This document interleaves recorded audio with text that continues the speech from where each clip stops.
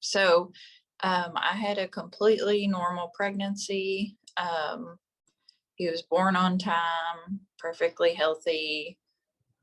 And we found out, well, first let me say, I knew nothing about newborn screening. I didn't know what that was. I didn't even know they were doing it after I had him. And so we had to stay in the hospital a little bit extra due to complications with me after giving birth. And then we went home, and he was 5 days old when we went back for his first pediatrician follow-up. So they just wanted to check his weight, make sure everything was fine. And that's when they told us the results. So they had got them that morning. I think our appointment was maybe around like 11, and they had got them early that morning from the newborn screening. I guess whoever does that in Kentucky, I don't know. The doctor really didn't know anything about Krabbe, and I mean, no fault of his own. It's so rare. Why would he?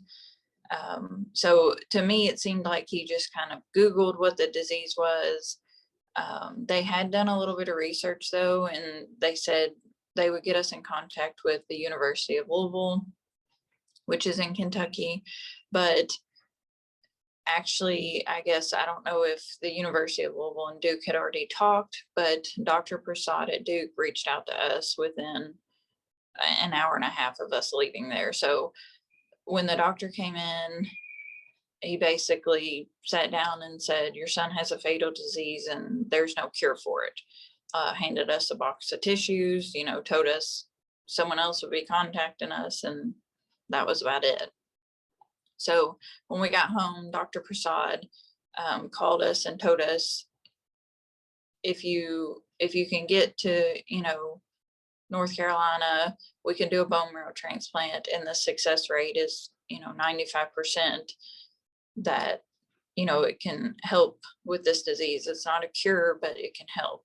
So we hopped on a plane that day and arrived at like 2 a.m. At Duke the next day. I will say too, so we lived in Tennessee at the time, but we lived right on the state line. And so we had him in Kentucky. Kentucky did newborn screening at that time. It had just been implemented a few months before. Tennessee did not do it yet. So if we would have chose to have our son in Tennessee, most likely he would not be here with us, because they did not test for this on newborn screening at the time that I had him. So we chose to transplant Tygh just because the difference in his life. We could either watch our child die this slow death that's miserable, and nobody should have to go through that, or we could transplant and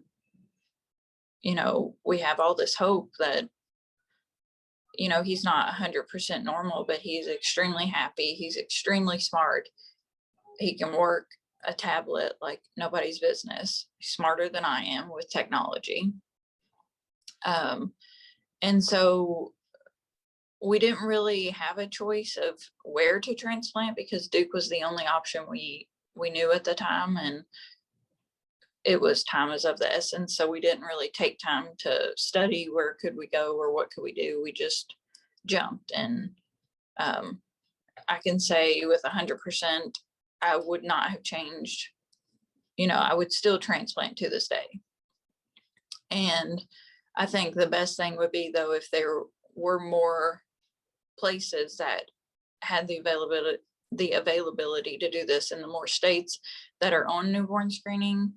I think that will become available, because through it all, that was the hardest part, was moving 12 hours from our home and relocating to an area we knew nothing about. We had nobody there with us while we went through that process.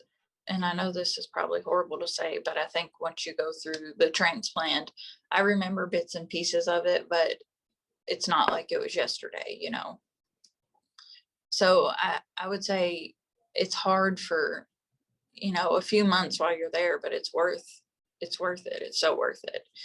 And